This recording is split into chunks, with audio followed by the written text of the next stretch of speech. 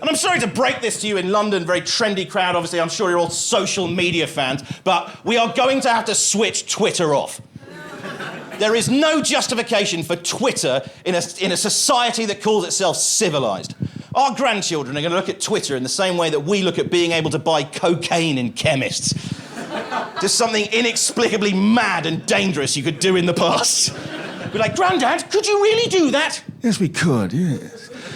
You mean you could just go to work and log on anonymously using, say, your work internet connection and share recipes and jokes and memes? And then, in the afternoon, if the mood took you, you could join a 20 million strong hate mob and force an adult film star to kill herself. And then just go back to work like you weren't complicit in that crime. Yes, we could, yes. I'm not, thank you, one man clapping for that. So everyone else is like, no, we like Twitter. That's how we found out about the gig, actually, Garrett. I didn't think about that sort of thing. That's the sort of thing that didn't really bother me until quite recently. So this time last year, I was around the corner in the dressing room of the Comedy Store in Leicester Square, and I was just about to go out on a Thursday night to open the show. And it's a big gig, it's a great gig, I really like that gig. And my wife is very, very keen that I don't get blasé about playing gigs like that. So about 90 seconds before I was due on stage, she decided to send me a text message telling me she was pregnant with our first child. And I was delighted, obviously. But I don't know if you've got the vibe in terms of what I do here. Like, professionally, I sort of deal in nitpicking misery. So, like, if you chuck a bucket of joy in my head just as I'm about to walk on stage, throws the rhythm off.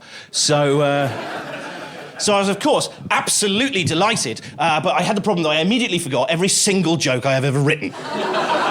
Which is a problem if you have to go out and open a show to 400 people. So the compere called my name and I was like, shit, shit. Got to the mic stand, my brain went, don't worry, boy, I got this. Dropped a routine in, came out my mouth, wallop, everyone laughed, hurrah. And it was a routine from my last show about how I don't want to have children. And I got a video of that, and I will be able to show that video to my children. This is what Daddy said immediately after he found out you were going to exist. How soon after? Literally seconds. See the approval of the strangers? Anyway, happy birthday. It's important to have shit like that to give your kids. My mum, on my sister's 21st birthday, gave her the greatest present that anyone has ever been given. On my sister's 21st birthday, in her birthday card, my mum gave her the receipt for the food and alcohol that was consumed on the night she was accidentally conceived. What a gift! When I was 21, I was like, where's my receipt? Mum was like, you're the second child, you were planned. No! I'll never know the exact quantity of port and melon it would have taken for me to exist. Shit! So I came away, I was like, oh my God, I'm gonna be a dad! I don't know anything about children. How the fuck am I gonna do that? And I was like, whoa, back up a minute. I don't know anything about pregnancy. My wife's pregnant, I don't know anything about pregnancy. I went to an all-boys Catholic boarding school. So, like, pregnancy, women were not on the curriculum at all. It was not considered important. No, sorry, I do tell a lie. We had one lesson on pregnancy when we were 17. We were all sat in the classroom, and the priest walked in. That's right, sir, the priest. And the priest said, today, we're going to talk about a woman's right to choose. Now, of course, we're all in favour of choice. Choice is a very positive thing. Everybody likes choice, do we not? Choice is good. Yes, we agree with that. Yes, choice good. Yes, good. Now, of course, nobody in their right mind would be in favour. No, we wouldn't be in favour of killing a baby, would you? No, not a very nice thing to do, killing a baby, very frowned upon. But we have agreed that choice is a very good thing. So there might come an instance, regrettably, of course, regrettably, yes, there might, yes, regrettably, of course, yes, regrettably, certainly, regrettably, but we might choose in a circumstance, poor quality of life, or if the child is going to be disabled in some way, we might choose, yes, regrettably, but we would choose to terminate the pregnancy, would we not? Yes.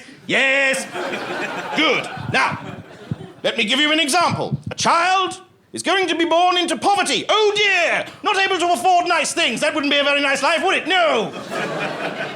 Furthermore, the child is going to be born deaf. Oh dear, not a very good quality of life, boys, is it? No, that sort of thing, no. I think in that instance we would, regrettably, yes, as we've established, regrettably, yes. We would choose, though, would we not? We would, in that instance, poor quality of life, deaf and all. We would choose, would we not? Yes, we would. We would choose, regrettably, of course, yes. But we would, yes, would we not? Yes, we would.